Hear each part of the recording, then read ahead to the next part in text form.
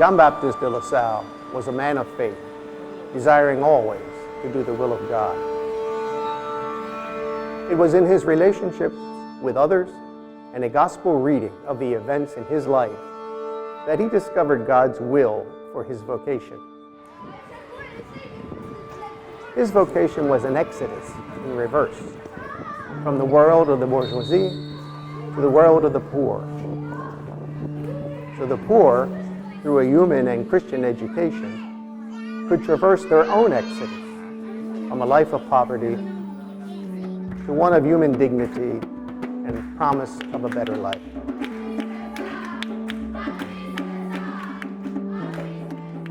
His lifelong discernment of God's will led him, together with a group of young men, to establish schools for poor boys.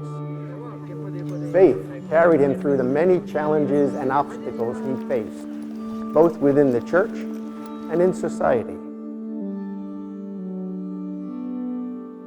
As we celebrate De La Salle's entry into eternal life, we look at the fruits of his labor all around the world today. If you look closely, you can see his presence even now. You see him in both students and teachers who sacrifice for education. He exists in the determination of an impoverished child's attempt to change his life. You see him in the efforts of young volunteers teaching catechism to poor communities. You see him even in the revolutionary way teachers approach education in the 21st century. And you can find him beyond borders, teaching the abandoned and the marginalized. Yes, after 300 years, St. La Salle continues to teach minds, to touch hearts, and to transform lives.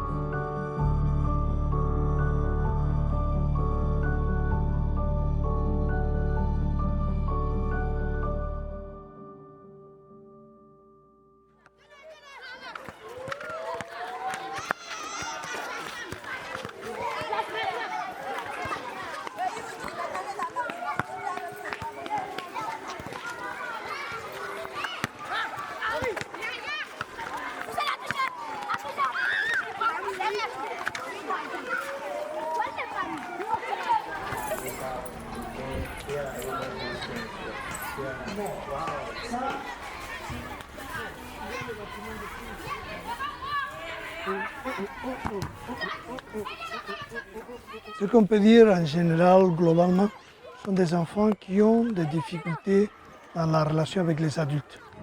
Des enfants qui ont quitté la plupart la maison, sont partis dans la rue.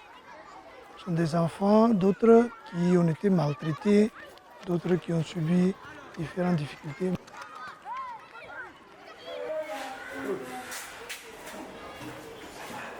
Joseph Enrique Escaño, appelé communément Piqué. Je suis le directeur du centre Foyer Akwaba, Foyer de La Salle, en même temps le directeur de la communauté des frères des écoles chrétiennes au Foyer Akwaba. Bon, Akwaba, c'est un projet suite au projet 100+1. Ça a pris forme et ils ont cru qu'il fallait un centre de moyenne durée pour accueillir ces enfants. Pour travailler avec les enfants en difficulté, à l'époque on appelait les enfants de la rue. Bon, je peux vous dire qu'il y a des moments qui sont durs. Par exemple, il y a des enfants qui depuis l'âge de 4 ans n'ont pas pu dire le mot papa à quelqu'un. Des enfants que à celui qui disait papa, il l'a battu. Celui qui doit les protéger, il les bat. Et jusqu'au point qu'il doit quitter la maison. Alors, ça sont des expériences différentes, un peu dures pour ces enfants. Alors, les centres essayent de changer ça. Que cette mauvaise relation, cette relation dysfonctionnelle de l'enfant et de l'adulte change et devienne une relation normalisée.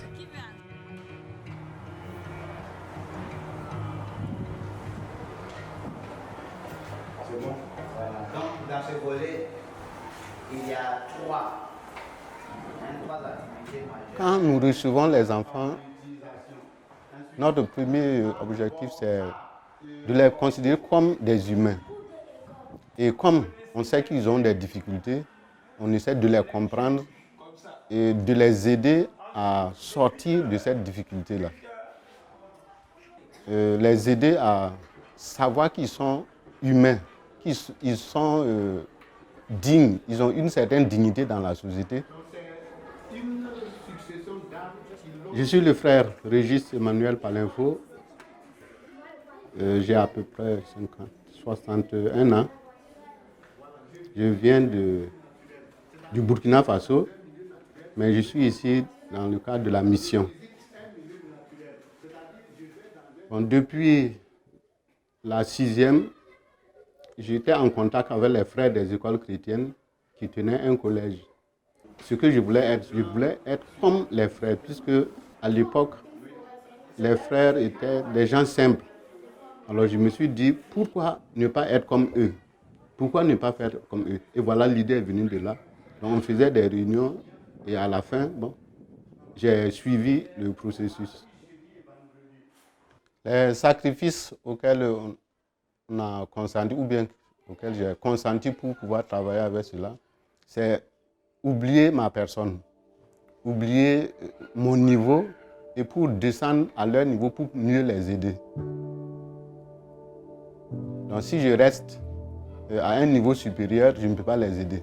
Si je me mets à peu près à leur niveau, je les comprends davantage et on peut mieux les aider. Ensuite, il y a le temps. On ne peut pas s'occuper de soi-même. Donc on laisse tout cela là pour les aider à avancer. Donc c'est un sacrifice double, à savoir qu'on se rabaisse et aussi on essaie de se mettre à leur niveau, on s'oublie pour pouvoir mieux les aider.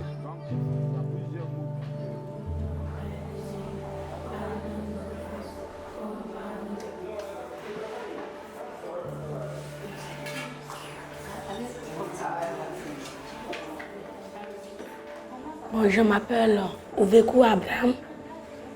Il y a 12 ans, je suis en classe de CE2.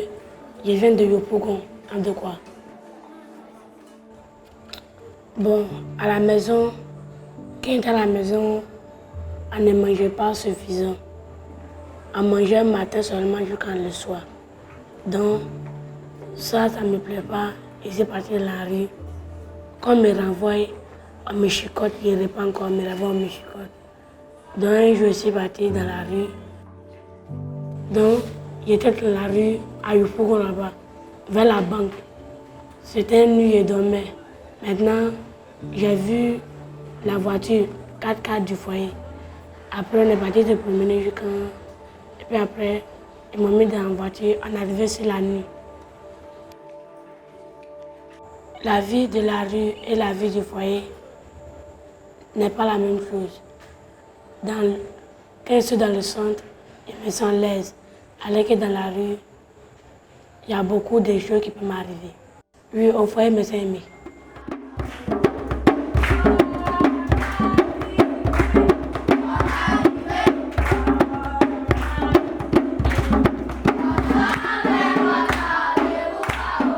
Ce qui me motive, c'est les voir heureux. Savoir que Dieu est aussi avec eux. Et quand je vois que ce que nous faisons, ça leur fait du bien, donc ça me motive davantage. Savoir que on les aide à devenir hommes. Et hommes dans tous les sens, dans la vie courante comme dans la religion. Je tiens à ce que ces enfants-là réussissent un jour dans la vie, que ce soit dans le travail, dans n'importe quel poste. C'est cela. Les frères, ils ont choisi où se trouvaient les besoins et quels étaient ces besoins. Et on a comblé ces besoins. Alors il y aurait un vide si les centres ne seraient pas là. Si le foyer n'existerait pas, il y aurait un vide.